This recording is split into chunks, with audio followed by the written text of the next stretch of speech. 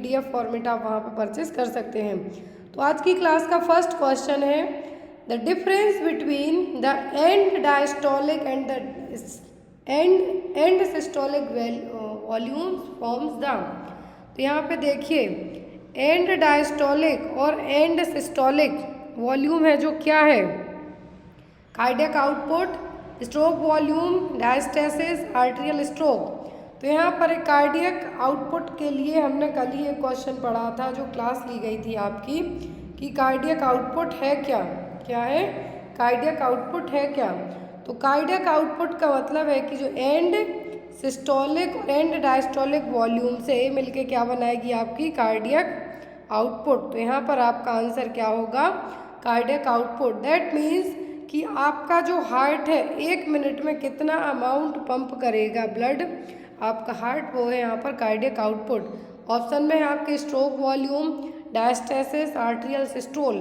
तो इनमें से आपका आंसर होगा cardiac output. Clear. Next is these are venous spaces situated in the middle cranial fossa either side of sphenoid bone। तो sphenoid bone के कहाँ पर, स्फेनॉइड बोन के साइड में है जो वीनस स्पेस है मिडिल क्रेनियल फोसा के अंदर, लेकिन स्फेनॉइड के साइड में। तो ये क्या है, sigmoid sinus, straight sinus, cavernous sinus या फिर पेट्रोजल साइनस। तो यहाँ पर क्या है, जो यहाँ पर कहा है कि Venus space situated in the middle cranial fossa, जो कि दोनों साइड है कहाँ पर, स्फेनॉइड बोन के। तो ये क्या है, कैवर्नस साइनस। कौन से, cavernous sinus. Next is it is characterised by irregular episode of respiratory activity and apnoea. यहाँ पर देखिए कहा गया है कि irregular episodes of respiratory activity और एपनिया। एपनिया का मतलब है कि सांस ही नहीं आ रही है लेकिन इरेगुलर है। एपनिया का मतलब है कि ब्रीदिंग स्टॉप है, रेस्पिरेशन स्टॉप है, लेकिन इरेगुलरिटीज भी है साथ में। तो ये क्या है, ऑप्शन में Cheyne Stokes breathing, Biot's breathing, periodic breathing या फिर डिस्निया। तो यहाँ पे आप भी अपने आंसर हैं जो इंक्लूड कर सकते हैं, जो आपकी प्रीमियर क्लास चलती है जिसमें आप इन आंसर्स को देख सकते हैं। तो यहाँ पर क्या है, जिसमें एपनिया भी है लेकिन इरेगुलर एपिसोड्स भी हैं। तो ये आपका कहलाएगा क्या, बायोट्स ब्रीदिंग। क्या होगा, ये कहलाएगा आपका बायोट्स ब्रीदिंग। डिस्निया में तो डिफ़िकल्टी होगी। चाइमी स्ट्रोक ब्रीदिंग है जो क्या है, चाइमी स्ट्रोक जो ब्रीदिंग है, तो चाइमी स्ट्रोक ब्रीदिंग आपको देखने को मिलेगी किस केस में, जब जनरली पर्सन के लिए ब्रीदिंग पैटर्न बहुत फास्ट रहेगा, लेकिन यहाँ पर आपको सोने के टाइम पे स्पेशली ये देखने को मिलेगा, और एपनिया भी रहेगा। लेकिन यहाँ पे कहा है कि रेगुलर एपिसोड्स हैं ब्रीदिंग के, लेकिन साथ में आपको एपनिया भी हुआ है। तो ये है क्या, ये कहलाएगा आपका Biot's breathing. Next one is selective reabsorption of sodium bicarbonate and secretion of hydrogen ion takes place. तो यहाँ पर कहा है कि जो आपके सोडियम बाइकार्बोनेट है और जो हाइड्रोजन आयन है, इनका रीअब्जॉर्प्शन कहाँ पर होगा, distal convoluted tubule, loop of हेले, प्रॉक्सिमल कॉन्वुलेटेड ट्यूब्यूल या फिर ग्लोमेरुलर कैप्सूल। तो ये DCT में होगा, PCT में होगा कि लूप ऑफ हेले या फिर ग्लोमेरुलर कैप्सूल में, कहाँ पर होगा, सोडियम बाइकार्बोनेट और हाइड्रोजन आयन का रीअब्जॉर्प्शन। तो ये होता है डिस्टल कॉन्वुलेटेड ट्यूब्यूल में, कहाँ पर, DCT में। Next is the cell body which control skeletal muscle activity. तो स्केलेटल मसल एक्टिविटी को कौन सी सेल्स कंट्रोल करेंगी, Betz cells, Wernicke's area, Broca's area या फिर नन ऑफ द अबव। तो आपने ब्रोका भी पढ़ा है, बैट्स भी पढ़ी हैं, वर्निक्स भी पढ़ी हैं। तो कौन सी सेल्स हैं, कौन सी सेल हैं यहाँ पर जो क्या करेंगी, आपकी muscle activity, skeletal muscle activity को कंट्रोल करने का काम करेंगी। तो वो होगी आपकी कौन सी सेल्स, बेड सेल्स। कौन सी, बेड सेल्स, जो कि लार्जेस्ट प्रोजेक्शन न्यूरॉन है सेरिब्रल कॉर्टेक्स के, कहाँ के, सेरिब्रल कॉर्टेक्स के। प्राइमरी मोटर कॉर्टेक्स में सबसे ज़्यादा रहेंगे, लेकिन ये आपकी मसल एक्टिविटी को प्रॉपर तरीके से कंट्रोल करने का काम भी करेंगे। तो यहाँ पर आपका आंसर क्या होगा, option number A. Next one is this leads to cardiac arrhythmia alkalosis, syncope and muscle weakness. अब यहाँ पर इस सिम्टम भी बता दिए सीधे कि कार्डियक अरिथमिया है, एल्कलोसिस भी है, सिंकोप भी हो रहा है मतलब बेहोशी टाइप की भी हो रही है, मसल वीकनेस भी हो रहे हैं। तो ये किसके साइन है? हाइपरकैलेमिया, हाइपोकैलेमिया, हाइपोनेट्रेमिया या फिर हाइपरनेट्रेमिया के। तो जितने भी यहाँ पे साइन बताए गए हैं, साइन किसके हैं? किसके साइन है? जिसमें कार्डियक अरिथमिया भी हो रहा है, आपको मसल वीकनेस भी हो रही है, सिंकोप भी हो रहा है। तो ये सब किसके साइन हैं? तो ये सभी साइन किसके हैं? हाइपोकैलेमिया का मतलब है लो पोटेशियम लेवल। क्या है? लो पोटेशियम लेवल आपकी बॉडी में होना, जिसके कारण आपको मसल क्रैम्प्स हो सकते हैं, कार्डियक अरिथमिया हो सकता है, साथ ही साथ आपको सिंकोप बेहोशी टाइप की भी फील होगी। Next is in this condition in children the effects are diminished growth, lack of sexual development, obesity, learning disabilities। तो कौन सी कंडीशन है जिसमें बच्चे का डिमिनाइज्ड ग्रोथ मतलब ग्रोथ क्या है? रुकी हुई है, सेक्सुअल डेवलपमेंट भी ना के बराबर है, बच्चा मोटे होते जा रहा है, लर्निंग डिसेबिलिटीज़ भी है। तो कौन से सिंड्रोम में देखने को मिलेगा? Lorain Levi syndrome, Sheehan syndrome, Simmonds disease या फिर फ्रोहलिच सिंड्रोम। कौन से सिंड्रोम में देखने को मिलेगा? जिसमें बच्चे में क्या है? डिमिनाइज्ड ग्रोथ मतलब ग्रोथ तो हो ही नहीं रही है, बच्चे में क्या है? ग्रोथ नहीं हो रही है, लेकिन बच्चे का ग्रोथ के अलावा सेक्सुअल डेवलपमेंट भी क्या है? रुका हुआ है। तो ये क्या कहलाएगा? कहलाएगा फ्रोहलिच सिंड्रोम, फ्रोहलिच ड्वार्फिज्म, जो कि आपके इंक्रीज्ड और एक्सेसिव ईटिंग के कारण होगा। आप बहुत ज़्यादा खा रहे हैं या फिर आप बहुत ज़्यादा मोटे हो रहे हैं, जिसके कारण सिंड्रोम देखने को मिलेगा। और जनरली आपकी इसमें जो रिप्रोडक्टिव ऑर्गन्स हैं, स्पेशली मेल में देखने को मिलेगा यदि, तो रिप्रोडक्टिव ऑर्गन्स हैं, टेस्टिस बहुत ही छोटी रहेंगी, और यहाँ पर आपका एक तरीके से हमें कहें कि जो पूरा ऑल ओवर ग्रोथ है क्या है वो स्टॉप रहेगा। बच्चा तोंदू टाइप का रहेगा, पेट निकला हुआ रहेगा, लेकिन उसके जो जेनाइटल ऑर्गन्स हैं वो कैसे रहेंगे? बहुत ही ज़्यादा डिस्टर्ब रहेंगे। तो ये कौन सा सिंड्रोम है? आपका Frohlich syndrome. Next one is susceptibility to diphtheria is detected by which test. ये क्वेश्चन तो भाई हर एक नर्सिंग एग्जाम में आ रहा है, तो भरोसा ना हो तो 20 पेपर जरूर सॉल्व करके देखें, 20 में से 10 पेपर में आपको मिलेगा।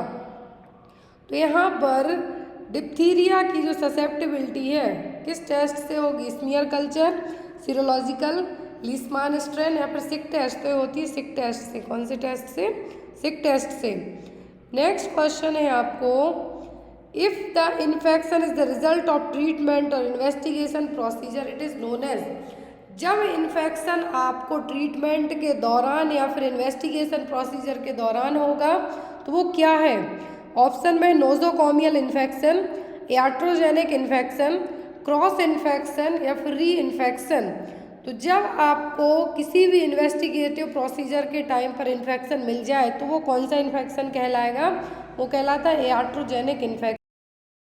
आपको ड्यूरिंग द ट्रीटमेंट या फिर डॉक्टर से आपको मिलता है या फिर हॉस्पिटल फैसिलिटी से, स्पेशली आपके ट्रीटमेंट के टाइम पे या फिर आपके इन्वेस्टिगेशन के टाइम पे होता है, तो वो क्या कहलाएगा? वो कहलाएगा याट्रोजेनिक इन्फेक्शन।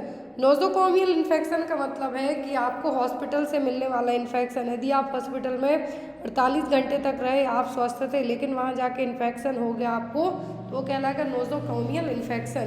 किसी दूसरे से लगा हुआ इन्फेक्शन वो कहलाएगा आपका क्रॉस इन्फेक्शन। और ये इन्फेक्शन का मतलब आपको बार बार कोई भी इन्फेक्शन होना। Next one is it is used for fumigating wards, sick rooms and laboratory. तो जो वार्ड है उसको फ्यूमिगेट करने के लिए, सिक रूम और लेबोरेटरीज को फ्यूमिगेट करने के लिए क्या है जो यूज़ किया जाता है? ऑप्शन में हैलोजन, मिथेनॉल, फॉर्मेल्डिहाइड या एथिलीन ऑक्साइड। सबको पता है ओटी फ्यूमिगेट करने के लिए, लैब फ्यूमिगेट करने के लिए, सभी रूम वगैरह हॉस्पिटल को उनको फ्यूमिगेट करने के लिए एक ही गैस अपनाई जाती है, वो होती है फॉर्मेल्डिहाइड। कौन सी? फॉर्मेल्डिहाइड। नेक्स्ट वन इज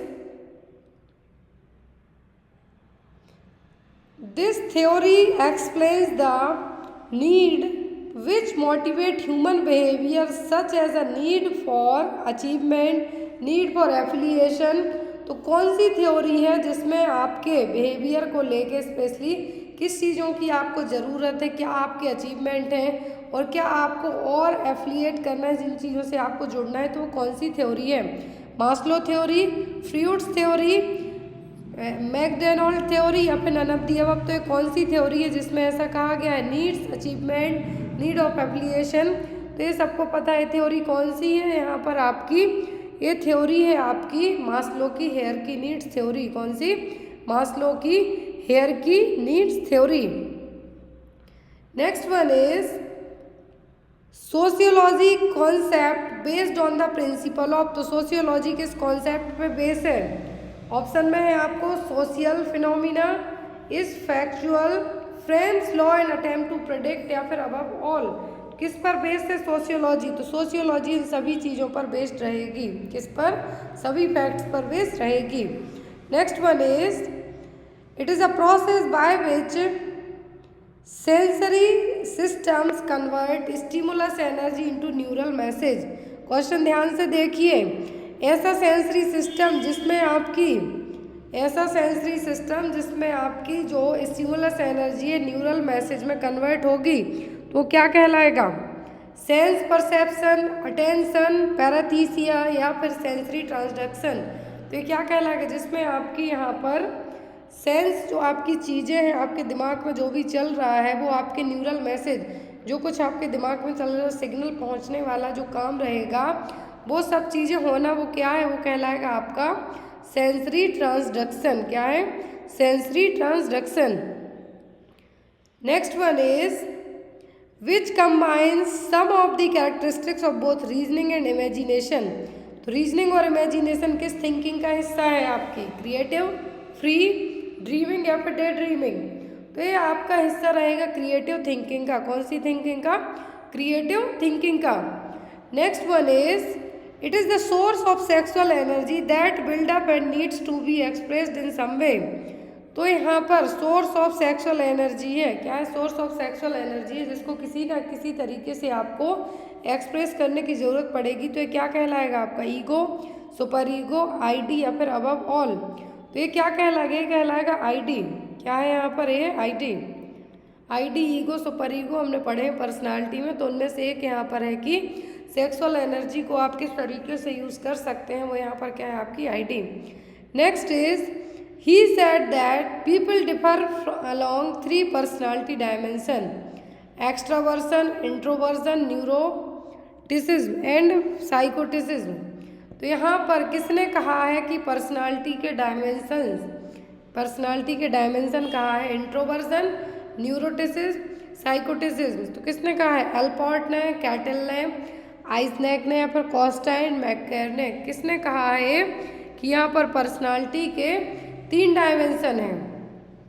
ये कहा है आपके आइजनैक ने। किसने? आइजनैक ने। Next is it strengthen our response by removing an aversive stimulus. तो यहाँ पर क्या है? जो आपके एवर्सिव स्टिमुलस जब आप रिमूव करेंगे तो स्ट्रेंथनिंग देखने को मिलेगी। क्या है? पॉजिटिव रीइंफोर्समेंट, नेगेटिव, कंटिन्यूअस या फिर पार्शियल। ये कहलाएगा आपका नेगेटिव रीइंफोर्समेंट। क्या होगा? Negative reinforcement. नेक्स्ट क्वेश्चन है आपका question number 18। The chief agencies of socialisation are. तो सोशलाइजेशन के लिए सबसे मेन एजेंसी क्या है? फैमिली, स्कूल, फ्रेंड्स या फिर वॉल। तो यहाँ पर सभी चीज़ें सोशलाइजेशन में जितनी फैमिली ज़रूरी है उतना स्कूल भी ज़रूरी है, उतने दोस्त भी ज़रूरी हैं। यहाँ पर आपका आंसर होगा above all. Next one is it is a social group determined by geographical boundaries, common values and interest. तो एक सोशल ग्रुप है यहाँ पर। क्या है? सोशल ग्रुप है जिसकी जियोग्राफिकल बाउंड्री मतलब एक हिस्सा बटा हुआ है, कॉमन वैल्यूज़ है वहाँ की, कॉमन इंटरेस्ट है। तो ये क्या होगा? सोसाइटी, कम्युनिटी, कल्चर या फिर अबव ऑल। ये कहलाएगी आपकी कम्युनिटी। बाउंड्री में जो चीज़ बंधी हुई है वो ओनली, यदि जियोग्राफिकल बाउंड्री टर्म यूज़ किया जाता है कभी भी आपको इस तरीके के क्वेश्चन में, मतलब वो क्या हो गई? आपकी community. Next one is a defence mechanism through which a person unconsciously forgets unpleasant experience. तो कौन सी डिफेंस मैकेनिज्म है जिसमें पर्सन यहाँ पर जो बहुत इंपॉर्टेंट पॉइंट रहता है उसमें अंडरलाइन करते जा रही हूँ कि डिफेंस मैकेनिज्म जिसमें पर्सन अनकॉन्शियसली, उसको याद ही नहीं है जो उसकी ज़िंदगी के सबसे अच्छे हिस्से थे या फिर सबसे बुरे हिस्से थे उनको भूल जाए, अनप्लीजेंट एक्सपीरियंस को भूल जाए। रीइंफोर्समेंट, रिग्रेशन, रिप्रेशन या फिर रिटेंशन, तो कहलाएगा उसका क्या, रिप्रेशन। क्या है, रिप्रेशन। गिल्ट फील होना तो रिग्रेशन में होगा, लेकिन अनप्लीजेंट एक्सपीरियंस को ही भूल जाना वो क्या कहलाएगा, repression. Next one is the set of principal that reflect the primary goal, value, obligation of the profession. यहाँ पर क्या है, प्रिंसिपल है कौन कौन से, प्राइमरी गोल के, वैल्यू के और ऑब्लिगेशन ऑफ प्रोफेशन के। तो ये क्या है, नर्सिंग स्टैंडर्ड है, बिल ऑफ राइट है, कोड ऑफ एथिक्स है कि स्टैंडिंग ऑर्डर है। तो ये सभी क्या है, यहाँ पर जो पॉइंट बताए गए हैं आपके कोड ऑफ एथिक्स। क्या है यहाँ पर आपका कोड ऑफ एथिक्स है आपकी नर्सिंग के, जिसमें आपके प्राइमरी गोल्स, वैल्यू और जो स्टैंडर्ड्स हैं आपको मैनेज करके चलना है। Next is a patient get tablet morphine for chronic pain and develop constipation. This is an example for which of the following. तो यदि आपने किसी पर्सन को सीवियर पेन हो रहा है तो मॉर्फिन दे दी है, तो यहाँ पर मॉर्फिन के कारण उसको कॉन्स्टिपेशन डेवलप हुआ है, तो ये क्या है, idiosyncratic effect, toxic effect, allergic effect या फिर एडवर्स इफेक्ट। तो यहाँ पर मॉर्फिन के कारण यदि पर्सन को कॉन्स्टिपेशन होता है तो क्या कहलाएगा, कहलाएगा आपका adverse effect. Next is along the barriers to communication rejecting means. तो बैरियर ऑफ कम्युनिकेशन हमने पढ़े, बहुत सारे हो सकते हैं, लैंग्वेज बैरियर हो सकता है आपके लिए, साउंड भी हो सकता है, बहुत सारे बैरियर्स हो सकते हैं, लेकिन रिजेक्टिंग का मतलब यहाँ पर क्या है, directing communicating into areas of self interest, refusing to discuss certain points, asking information out of curiosity, making the client to admit something. तो यहाँ पर रिजेक्टिंग का मतलब क्या है, तो इस रिजेक्टिंग का मतलब होगा यहाँ पर refusing to discuss certain points. कुछ पॉइंट्स आपने क्या कर दिए अपनी कम्युनिकेशन, यदि बैरियर की बात हो रही है, कुछ पॉइंट यदि आपने सही से बताया ही नहीं तो कम्युनिकेशन आपका इफेक्ट होगा ही होगा। यहाँ पर रिजेक्टिंग का मतलब है कि कुछ पॉइंट्स को आपने रिफ्यूज कर दिया, मतलब सुनने से मना ही कर दिया। Next is the flow rate of oxygen by simple face mask should not be less than. तो सिंपल फेस मास्क यदि आप ऑक्सीजन देने के लिए यूज़ करते हैं तो ऑक्सीजन का जो फ्लो रेट है वो कितने से ज़्यादा नहीं, सॉरी कितने से कम नहीं होना चाहिए, should not be less than 5 litre पर मिनट, 4 लीटर पर मिनट, 3 लीटर पर मिनट या फिर 2 लीटर पर मिनट। कितने से कम नहीं होना चाहिए, 5 लीटर पर मिनट से कम नहीं होना चाहिए। Next is rapidly collapsing pulse is known as. Pulse बहुत फास्ट तरीके से कोलैप्स हो रही है तो वो क्या है, बाइजेमिनल, वाटर हैमर, बाउंडिंग या फिर पैराडॉक्सिकल पल्स। तो ये कौन सी पल्स कहलाएगी, जिसमें पल्स क्या हो रही है, कोलैप्स हो रही है, वो भी बहुत फास्ट तरीके से, तो ये कहलाएगी आपकी वाटर हैमर पल्स। कौन सी, water hammer pulse. Next one is which of the following is the initial care to be done when chemical burn is suspected. तो यहाँ पर जब आपको लगता है कि पर्सन क्या है, कुछ केमिकल के कारण जला है, तो आपका इमीडिएट केयर क्या होगी, try to neutralise the chemical, cover the burn area, flood with water, give plenty of fluids. तो ऐसे केस में आप क्या करेंगे, तो आपने कई बार पढ़ा केमिकल बर्न की जो पर्सन आते हैं तो फर्स्ट प्रायोरिटी होती है जहाँ पर भी जिस केमिकल बर्न हुआ है, केमिकल गिरा है, उस एरिया को आपको जो टैप ओपन करके कंटिन्यूअसली वॉश करते जाना, बिना किसी साबुन सोप यूज़ किए, डायरेक्ट आपको क्या करना है, वॉश करना है, धुलना है। तो रनिंग टैप वाटर में, तो यहाँ पर भी आपका आंसर होगा flood with the water. Next is which of the following is N isotonic solution. तो इनमें से आइसोटोनिक सॉल्यूशन कौन सा है, 10% डेक्सट्रोज, 3% सलाइन, रिंगर लैक्टेट या फिर डेक्सट्रोज नॉर्मल सलाइन। तो आइसोटोनिक सॉल्यूशन यहाँ पर कौन सा है, तो आइसोटोनिक सॉल्यूशन है यहाँ पर रिंगर लैक्टेट। क्या है, ringer lactate. Next is suitable position for gynaecological examination. तो यदि कुछ भी गायनोकोलॉजिकल एग्जामिनेशन होना है, आपका वेजाइनल चेक होना है या फिर आपका सर्वाइकल एरिया चेक होना है, मतलब कोई भी गायनोकोलॉजिकल एग्जामिनेशन होगा, कौन सी पोजीशन दी जाएगी, सिम्स, लिथोटॉमी, सुपाइन या फिर प्रोन। तो जो पोजीशन दी जाएगी वो होती है lithotomy position. Next one is which among the following is the correct action with regard to documentation. तो यहाँ पर सही एक्शन क्या है डॉक्यूमेंटेशन को लेके। Chart in advance of the event, use wagyu terms, chart for someone else, use objective specific factual description. तो यहाँ पर आपकी सबसे अच्छी चीज़, जब भी आप कोई भी डॉक्यूमेंट रेडी करते हैं तो हमेशा डॉक्यूमेंट ऑब्जेक्टिव होना चाहिए, एमफुल होना चाहिए, स्पेसिफिक होना चाहिए और आपको उसमें ऐसा डिस्क्रिप्शन लिखना है कि दूसरों को भी वो समझ में आए। तो डॉक्यूमेंटेशन में सभी चीज़ें होनी चाहिए। Next is normal residual urine volume. जो नॉर्मल रेसिडियल यूरिन वॉल्यूम है वो होती है 50 से 100 ml। कितना? 50 to 100 ml। Next one is which of the following is the primordial prevention. एक क्वेश्चन हमने कल की क्लास में पढ़ा हुआ है, प्रीमॉर्डियल प्रिवेंशन। प्रीमॉर्डियल प्रिवेंशन का मतलब क्या है? Action taken to remove the possibility that a disease will ever occur. तो ये आपका प्राइमरी में आएगा। Action that halts the progress of a disease. दूसरा है action taken prior to the onset of disease और prevention of emergence of development of risk factor. Primordial prevention का मतलब होगा कि यदि किसी रिस्क फैक्टर से डिसीज और ज़्यादा इमरजेंसी की सिचुएशन में जाती है उसको हमें प्रिवेंट करना। तो क्या? Primordial prevention. Next one is most heat sensitive vaccine. तो मोस्ट हीट सेंसिटिव वैक्सीन कौन सी है? पोलियो, बीसीजी, डीपीटी या फिर मीजल्स। तो मोस्ट हीट सेंसिटिव वैक्सीन यहाँ पर होती है oral polio vaccine. Next is disinfection is one which. तो यहाँ पर डिसइंफेक्शन कौन सा है? Kills bacteria and virus, kills virus, kills bacteria only, kills spores only. तो डिसइंफेक्शन में ओनली बैक्टीरिया बस मरेंगे। क्या है? बैक्टीरिया मरेंगे। डिसइंफेक्शन से वायरस है जो नहीं मरेंगे। तो यहाँ पर आपका आंसर होगा kills bacteria only.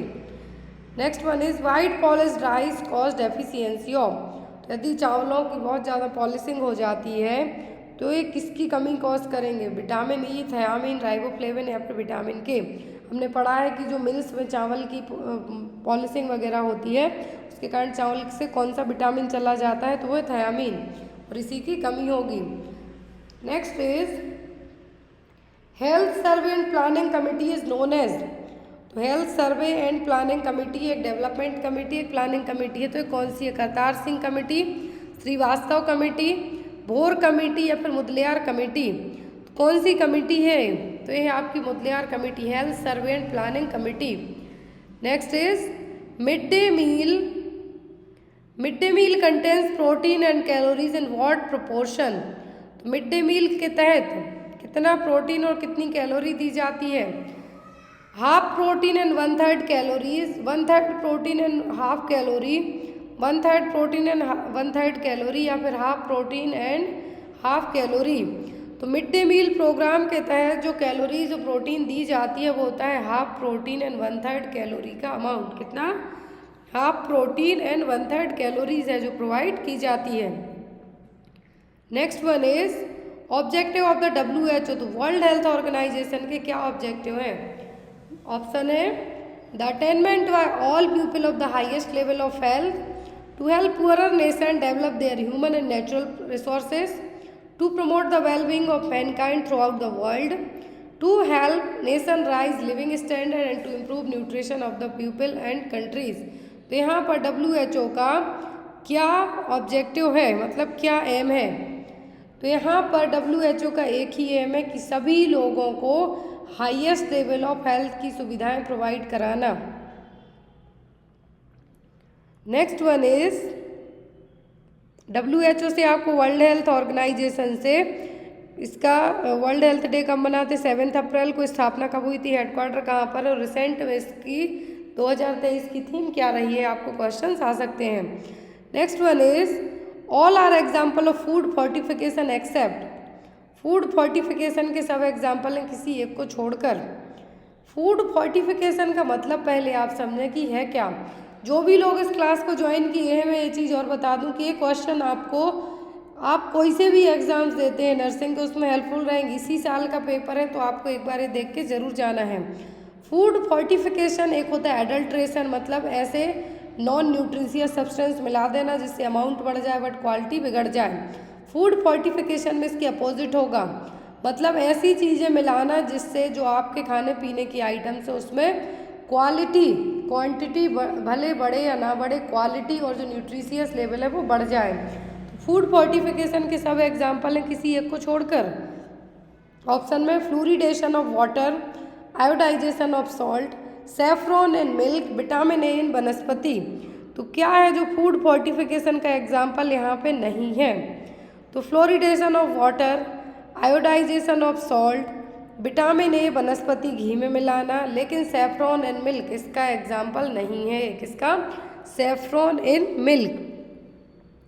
Next one is the peripheral outpost of the health care delivery system in rural area. तो यहाँ पर रूरल एरिया में, कहाँ पर? रूरल एरिया में हेल्थ केयर डिलीवरी सिस्टम कौन सा होगा? Primary health centre, sub centre, community health centre या फिर फैमिली हेल्थ सेंटर। तो कौन से होंगे यहाँ पर health care delivery system? Peripheral outpost मतलब जो बहुत पिछड़े इलाके हैं वहाँ पे होगा आपका sub centre. Next is night blindness is due to, तो नाइट ब्लाइंडनेस होगा विटामिन ए की कमी के कारण। किसके कारण? विटामिन ए की कमी के कारण। ऑप्शन में vitamin D deficiency, vitamin A, protein या फिर pyridoxine. Next one is battle sign refers to. ये क्वेश्चन हमने कई बार पढ़ा है जिसमें कान के पीछे या फिर आपको कान में इंटरनल इंजरी हुई है उसके कारण कान के यहाँ पे आपको डार्कनेस देखने को मिलेगी, वो है यहाँ पर। तो बैटल साइन क्या है? Ecchymosis of flank area, ecchymosis around the eyes, ecchymosis of the vertebral angle या फिर मास्टॉइड एरिया। किस एरिया में जो बैटल साइन है देखने को मिलेगा? ये हमने कई बार विथ इमेज के भी पढ़ा है। तो वो होता है मास्टॉइड एरिया के यहाँ पर ecchymosis of the mastoid area, जो कि क्या कहलाएगा? Battle sign. और ये देखने को मिलता है या तो आपको कुछ इस तरीके से इंटरनल इंजरी हुई है कि जो आपका मास्टॉइड एरिया है वो क्या रहे, या फिर हम ये कहेंगे इंटरनल फ्रैक्चर रहेगा वहाँ पर तब। तो ये क्या कहलाएगा? Battle sign. Next is the stage of sleep with EEG pattern, electroencephalography pattern similar to normal awake pattern is. तो स्लीप की, सोने की कौन सी स्टेज है जो कि EEG पैटर्न से आपके नॉर्मल जगने के पैटर्न के जैसी ही होगी?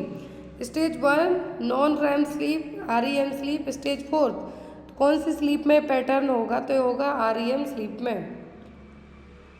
Next is stag horn calculi are made up of. तो स्टैग हॉर्न कैलकुलाई किससे बनेंगे? कैल्शियम ऑक्सलेट, कोलेस्ट्रॉल, प्यूरिन या फिर मैग्नीशियम अमोनियम फॉस्फेट। तो यहाँ पर क्या है? Stag horn calculi. क्या है? स्टैग हॉर्न कैलकुलस, जो कि यहाँ पर एक तरीके के किडनी स्टोन है जो कि रीनल पेल्विस को क्या करेंगे? ब्लॉक करने का काम करेंगे। Renal pelvis stone with extension into the renal calyces. सीधी सी बात है, कैलकुलाई मतलब स्टोन, और जो स्टैग हॉर्न जनरली जो यहाँ पर हमें कहेंगे कि जो कैलकुलस बनते हैं किडनी में कैल्शियम ऑक्सलेट के कारण बनेंगे, लेकिन जो स्टैग हॉर्न है ये मैग्नीशियम अमोनियम फॉस्फेट के कारण बनेंगे। किसके कारण? मैग्नीशियम अमोनियम फॉस्फेट के कारण। जब स्टैग हॉर्न रीनल स्टोन है या फिर रीनल स्टैग हॉर्न कैलकुलाई ये बनते हैं तो UTI इन्फेक्शन के कारण सबसे ज़्यादा बनेंगे। और UTI इन्फेक्शन के कारण यहाँ पर जो स्टैग हॉर्न कैलकुलाई इसके लिए रिस्पॉन्सिबल क्या होगा? Magnesium ammonium phosphate. Clear? Next one is question number 44।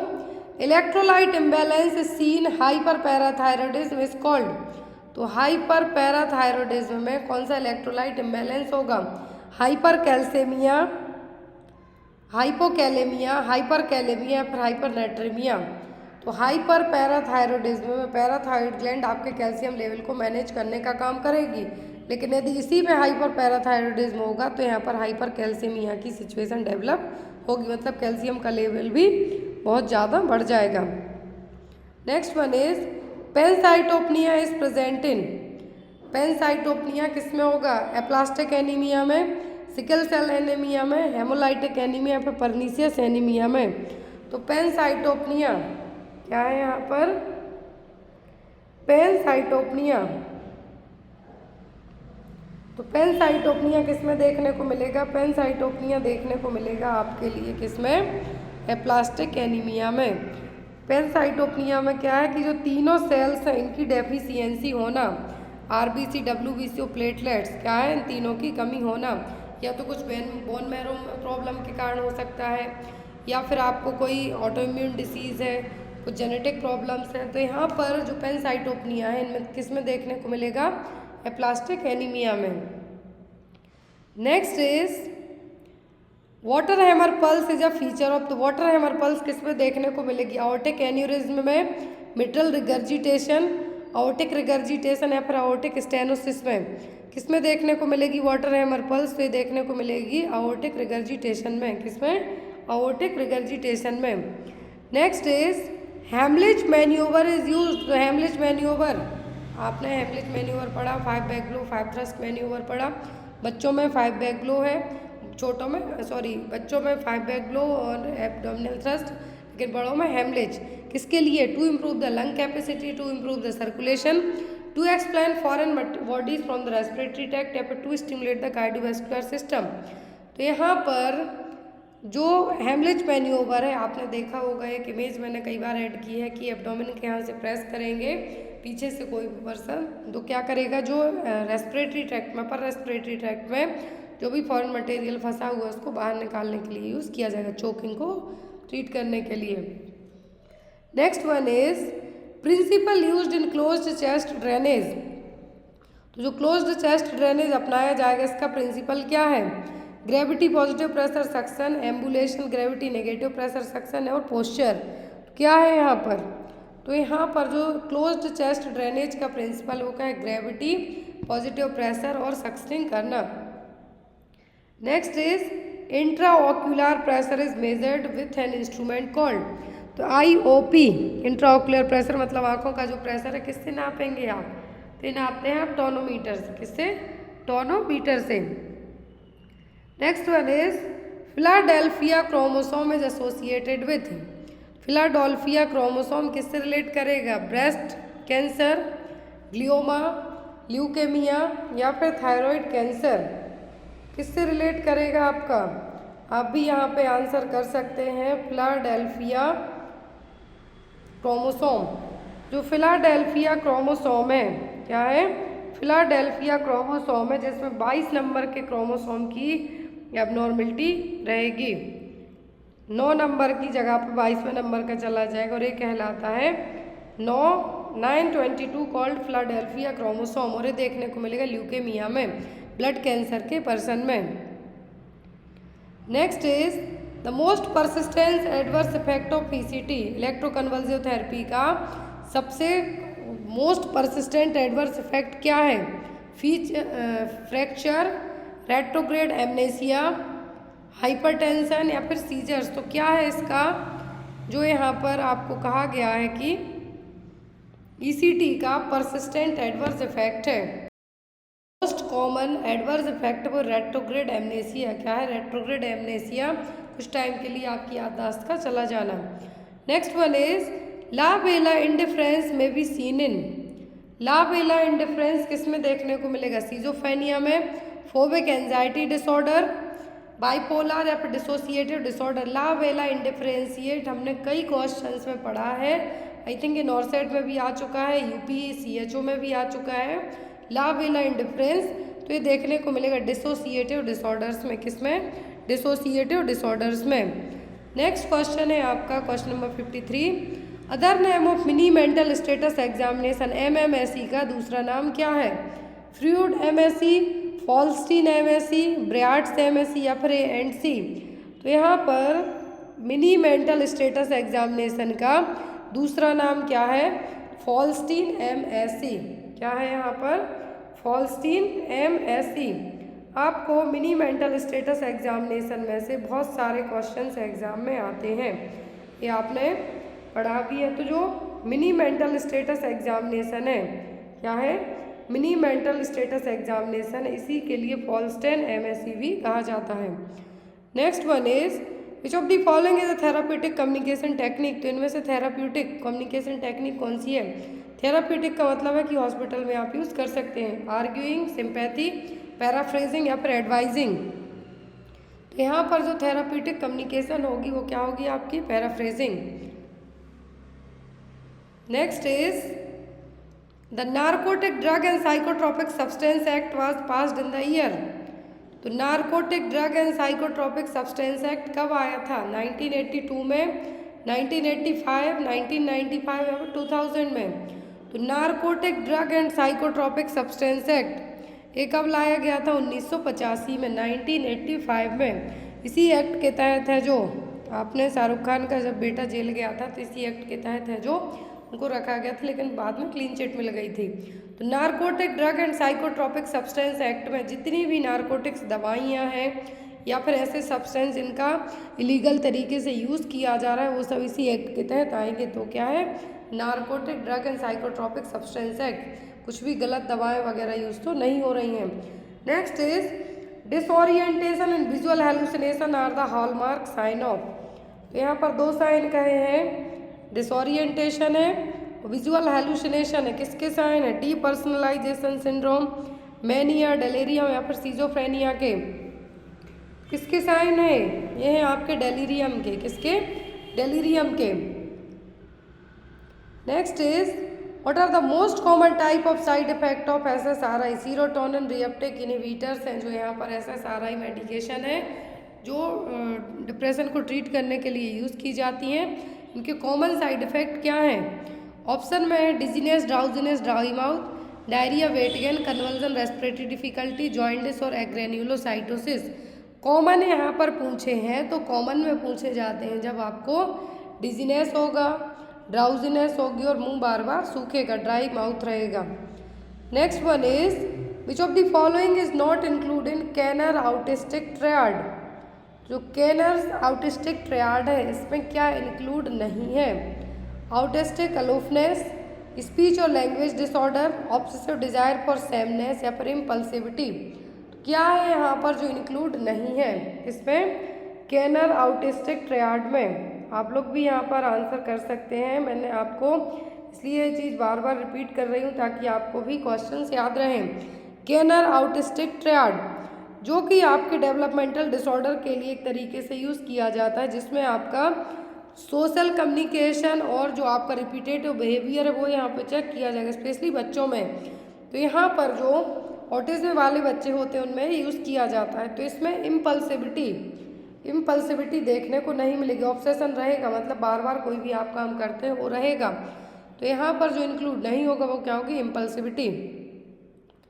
Next one is which of the following are considered the positive sign of schizophrenia?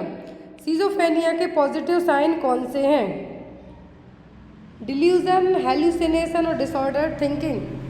क्या है? डिल्यूजन है, हेल्यूसिनेशन और थिंकिंग में डिसऑर्डर देखने को मिलेगा। यहाँ पर कहा है पॉजिटिव साइन पूछे हैं, दो तरीके के होते हैं। पॉजिटिव मतलब आप जल्दी ठीक हो जाते हैं, नेगेटिव साइन वाले सीजोफ्रेनिया के पर्सन को ठीक करना पॉसिबल नहीं हो पाता।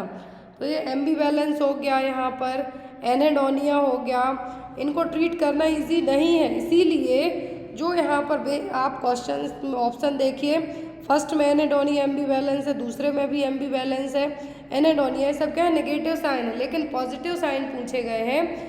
पॉजिटिव में आपका होगा डिल्यूजन, हेलुसिनेशन और disorder thinking. Next one is role of community mental health nurse described as. Community mental health nurse का क्या रोल है? Extended role, expanded role, general role या फिर क्लिनिकल रोल? कौन सा रोल रहेगा यहाँ पर? वो होगा एक्सटेंडेड रोल। यहाँ पे क्वेश्चन नंबर 61, टोटल 100 क्वेश्चन है। आप क्वेश्चन ध्यान से जरूर देखते जाइए, आपको कोई ना कोई क्वेश्चन तो एग्जाम में आ ही जाएगा। क्वेश्चन है यहाँ पर in which of the following condition is cyanosis not seen a newborn? तो इनमें से कौन सी कंडीशन है जिसमें न्यूबॉर्न बेबी में साइनोसिस देखने को नहीं मिलेगा? Methaemoglobinaemia, atrial septal defect, tetralogy of Fallot या फिर ट्रंकस आर्ट्रियोसिस। किस केस में बच्चे में साइनोसिस देखने को नहीं मिलेगा?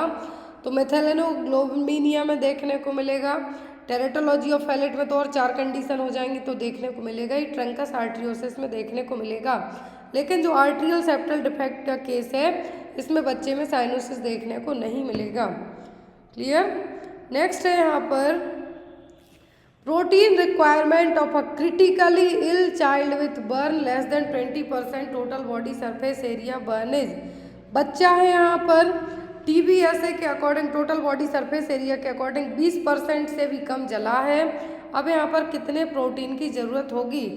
1 ग्राम per KG 24 our, 1 to 1.5 gram per KG 24 our, 1.5 to 2 gram per KG 24 our, या फिर 2 to 3 ग्राम पर केजी पर 24 आवर।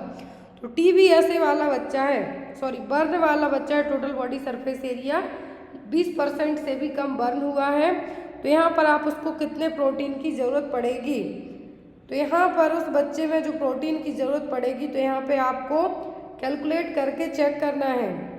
क्या करना है? कैलकुलेट करके चेक करना है। तो यहाँ पर जो बर्न परसेंटेज एरिया कम है और यहाँ पर बर्न वाले बच्चे में आपको जब यदि फ्लूइड रिप्लेस करने के लिए कहा जा रहा है, तो प्रोटीन की ज़रूरत कितनी पड़ेगी?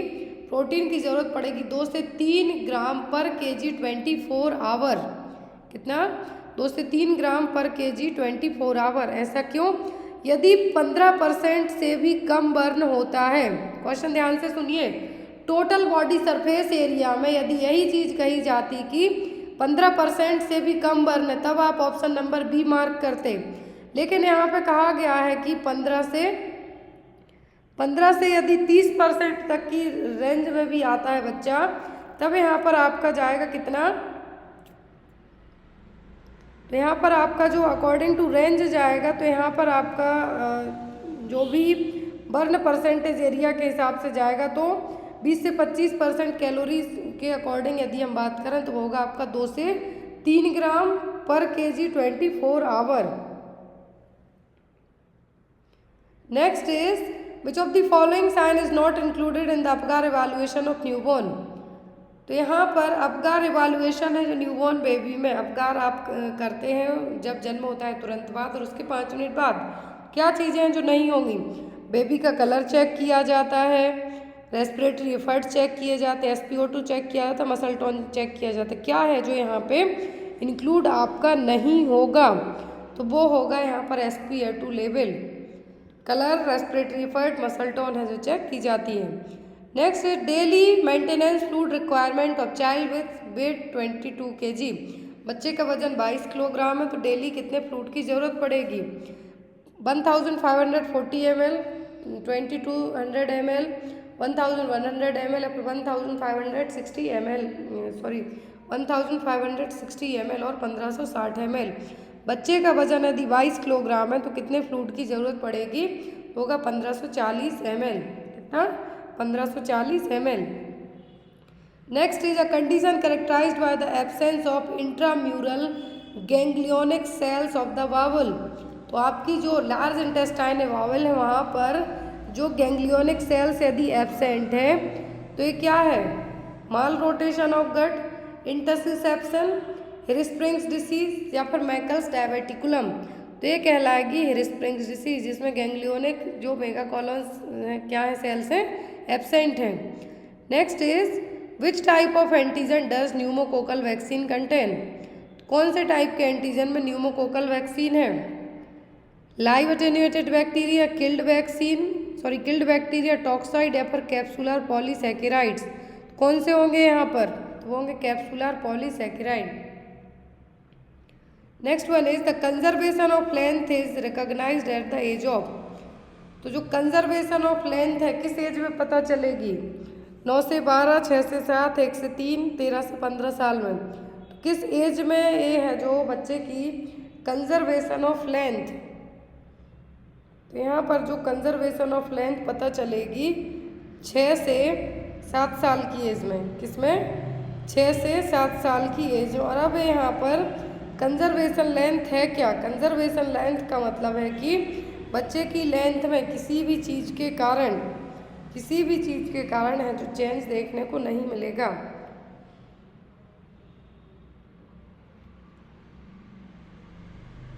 तो यहाँ पर जो किस एज में पता चलेगी, तो कंजर्वेशन लेंथ है जो जनरली मास और लेंथ है जनरली बच्चे की बॉडी के अकॉर्डिंग, वो होगा 6 से 7 साल में आपको पता चलेगा।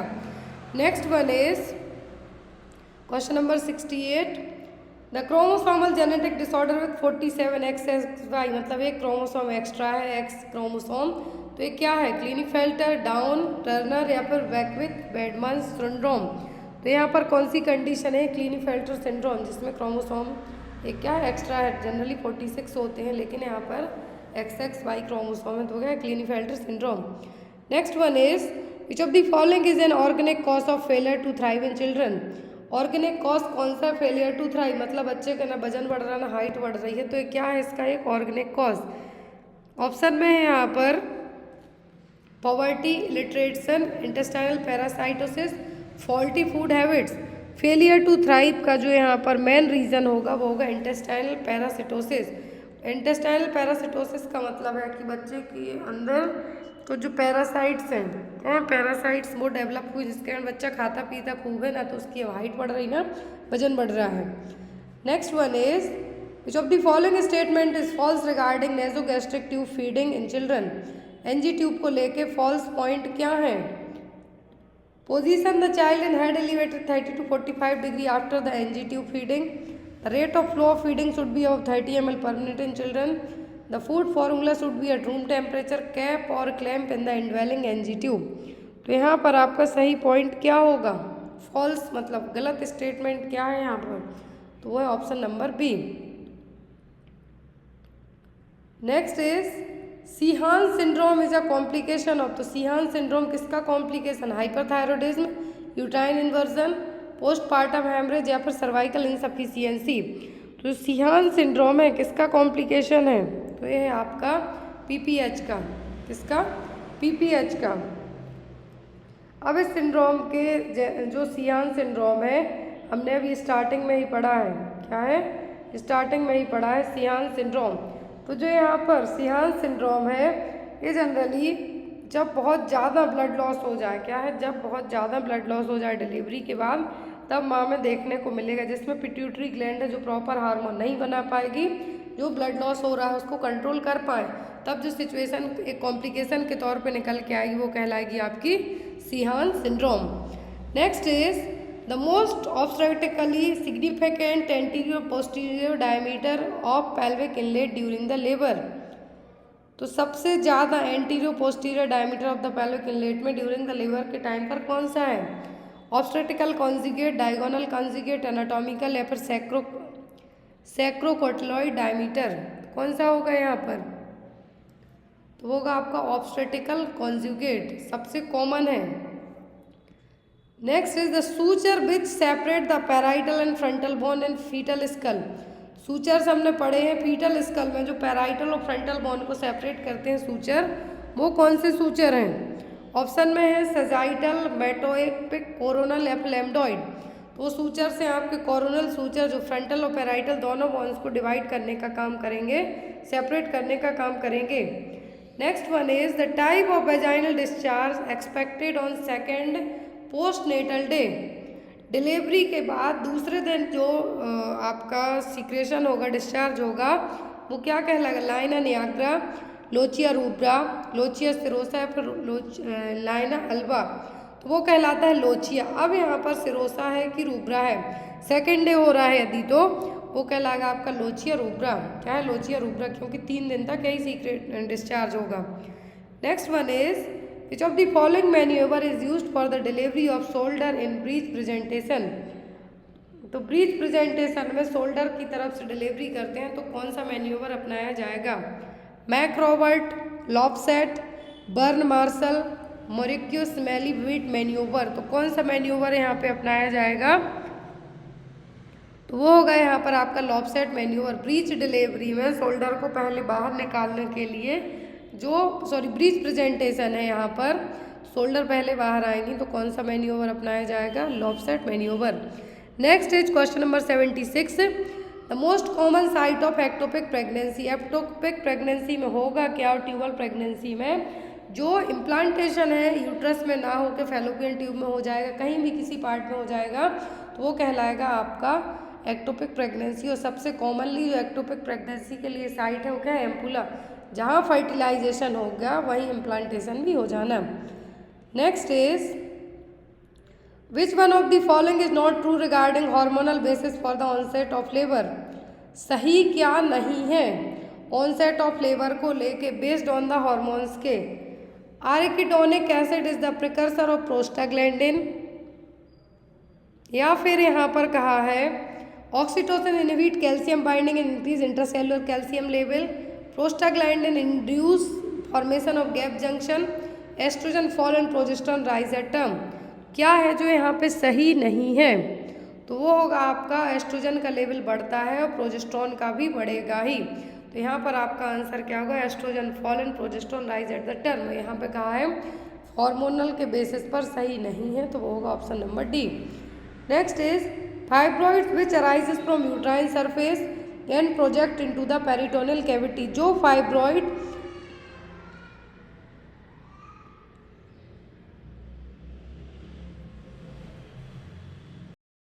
यूट्राइन सरफेस से होते हुए पेरिटोनियल कैविटी तक भी पहुंच जाते हैं, तो क्या है? इंट्राम्यूरल, सबसेरस, सब म्यूकस या फिर सर्वाइकल फाइब्रॉइड्स। तो ये कौन से फाइब्रॉइड्स कहलाएंगे? कहलाएंगे सब सीरस, क्योंकि यहाँ पर है इंटरनली ही यूट्राइन सरफेस से होते हुए, कहाँ से? यूट्राइन सरफेस से होते हुए पेरिटोनियल कैविटी तक जाते हैं, तो क्या है? Fibroid, subserous fibroid. Next is which of the following statement is false regarding retraction of ring. तो रिट्रैक्शन ऑफ रिंग को लेके सही गलत पॉइंट क्या है? Also known as Bandl's ring. दूसरा है forms at the junction of upper and lower uterine segment, ये भी सही है। फीचर ऑफ ऑब्स्ट्रक्टेड लेवर रिजल्ट इन आवर कॉन्ट्रैक्शन। तो रिट्रैक्शन रिंग देखने को, रिट्रैक्शन रिंग को हम बंडल्स रिंग कहेंगे, ये जनरली ऑब्स्ट्रक्टेड लेवर में देखने को मिलेंगी, लेकिन यहाँ पर जो आपका आंसर आएगा वो होगा result in hour glass contraction. Next is which of the following structure produce gonadotropin. तो गोनाडोट्रोपिन हार्मोन को कौन प्रोड्यूस करेगा? Anterior pituitary gland, hypothalamus, posterior pituitary या फिर एड्रिनल ग्लैंड। तो कौन सी ग्लैंड इसको प्रोड्यूस करेगी गोनाडोट्रोपिन हार्मोन को? तो होगी anterior pituitary gland. Next one is the ethical principle which guides the nurse responsibility to keep promise. कौन सा इथिकल प्रिंसिपल है जो नर्स की रिस्पॉन्सिबिलिटी के बारे में आपको गाइड करेगा कि आपको करना क्या है? जस्टिस, फिडेलिटी, बेनिफिसेंस या फिर वेरासिटी। तो होगी आपकी fidelity. Next is what is the basis of VED analysis and inventory control. VED analysis हमने पढ़ा है इन्वेंट्री कंट्रोल में, तो इसका यहाँ पर मेन बेस क्या है?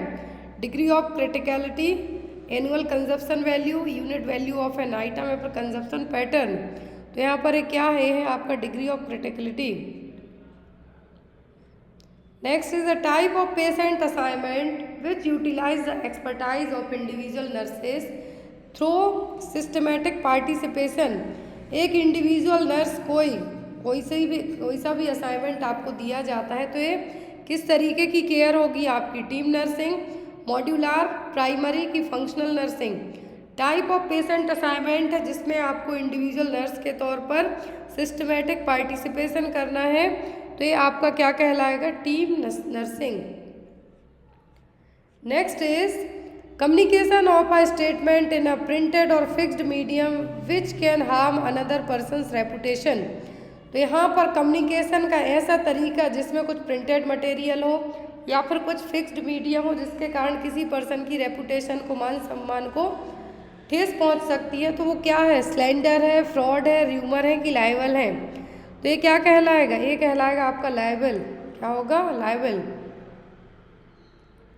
Next is which among the following is an example of on the job staff development method.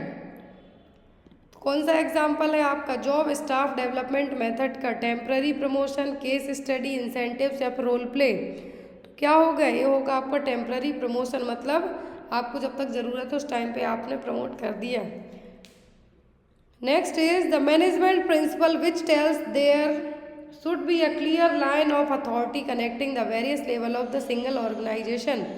तो यहाँ पर क्लियर लाइन है अथॉरिटी के बीच में, क्या है? क्लियर सिंगल लाइन है, बहुत सारे कामों को लेके एक ही ऑर्गेनाइजेशन है, कौन सा प्रिंसिपल पर ये काम कर रहा है? Order, unity of direction, scalar chain of command या फिर एस्क्रिट दी कोर्स। तो ये क्वेश्चन आया हुआ है CHO और NHM में कई बार आया, आई थिंक MP ग्रुप 5 में भी आया है, मोस्ट इम्पॉर्टेंट क्वेश्चन है। तो यहाँ पर आपका आंसर होगा scalar chain of the command. Next is the style of leadership in which the leader aim to client desired performance from the employ by offering towards for performance and punishment for non performance. तो यहाँ पर आपने कुछ काम किया तो आपको कुछ अच्छी चीज़ें मिली, न काम नहीं किया तो आपको पनिश किया गया। तो ये किस तरीके का आपका काम होगा? ये आपका कहलाएगा ट्रांससेक्शनल लीडरशिप। कौन सी leadership? Transactional leadership. Next is the management function which focus on measuring results, comparing results with expected standard and taking corrective action for the achievement of organizational goals। Question number 18 की बात कर रहे हैं कि management का कौन सा function है जिसमें आपके पास कोई भी रिजल्ट आता है तो आप उसको कंपेयर करेंगे, मेजर करेंगे और नई चीज़ें क्या हो सकती थी, क्या आप और अचीव कर सकते थे, इससे उन सभी चीज़ों के बारे में एनालिसिस करेंगे। तो क्या कहलाएगा? वो कहलाएगा आपका कंट्रोलिंग मेजर्स। नेक्स्ट है the error in performance appraisal where an employer rates an employ to the low level of evaluation scale based on recent single negative attribute. देखिए प्राइवेट सेक्टर में बहुत ज़्यादा होता है कि आपकी परफॉर्मेंस के बेस पर एक एरर आता है कि आपने यदि अच्छा काम नहीं किया तो आपको जो ग्रेड मिलेंगे वो क्या मिलेंगे? लो लेवल के मिलेंगे, कम मिलेंगे जब आपका इवैल्यूएशन होगा और ये आपके प्रमोशन पर नेगेटिव इम्पैक्ट करेंगे। तो ये क्या कहलाएगा? ऑप्शन में है रिसेंटी इफेक्ट, हालो इफेक्ट, हॉर्न इफेक्ट या फिर स्टीरियोटाइपिंग। तो ये कहलाएगा आपका horn effect. Next is the management skill which is essential with high priority for top level manager. तो ये जो मैनेजमेंट के क्वेश्चन है क्वेश्चन नंबर 81 से लेके इन क्वेश्चंस को आप लोग नोट डाउन भी कर लीजिए क्योंकि जितने भी क्वेश्चंस हैं मैंने इवन इतने आज तक इतने पेपर सॉल्व किए हैं, बहुत सारे क्वेश्चंस पेपर में देखने को मिले हैं। तो हो सकता है आपको जो मैनेजमेंट की एक्स्ट्रा सेपरेट क्लास नहीं हो पाती हैं ये क्वेश्चन आपकी हेल्प कर जाएं।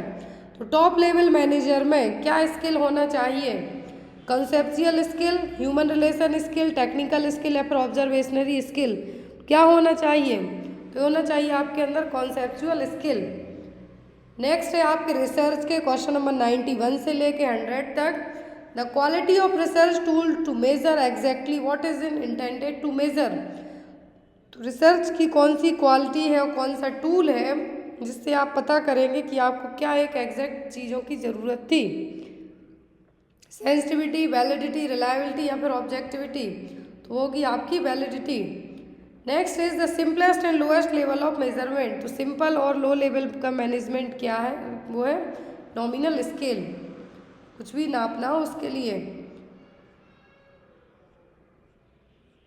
तो यहाँ पर आप इसका चाहे तो स्क्रीनशॉट भी ले सकते हैं। क्वेश्चन नंबर 93, 94, 95, 96 ये क्वेश्चन एग्जाम में आपको आते हैं। सेंट्रल टेंडेंसी आती है। मैं यहाँ पे आपको ये जो रिसर्च के क्वेश्चन है बिना एक्सप्लेन किए आपको समझ में नहीं आएंगे, तो इनके लिए हम जो सेपरेट क्लास लेंगे उसमें जो आपके 20 क्वेश्चन है मैनेजमेंट और रिसर्च के वो आपको एक सेपरेट क्लास में एक्सप्लेन किए जाएंगे। बट यहाँ पे मैं आपको इनके आंसर ज़रूर ऐड कर देती हूँ। तो यहाँ पर है आपका correlation, mean, median, mode, correlation, standard validation, central tendency, ये आपको एग्जाम में आते हैं। तो क्वेश्चन 93 है यहाँ पर statistical method use to identify the strength of association between two quantitative and continuous variable. तो दो क्वांटिटेटिव और कंटिन्यूस वेरिएबल के बीच की जो स्ट्रेंथ है आप कैसे निकालेंगे? वो निकालेंगे आप कोरिलेशन से। फिर क्वेश्चन नंबर 94 है आपका the only measure of central tendency which use nominal variable. तो वो है आपका मोड। फिर research design in which the investigation initially collect data about the presumed cause and then its effect on the outcome measured. तो किस तरीके का research है? ये है आपका प्रोस्पेक्टिव डिज़ाइन। क्या है? Prospective design.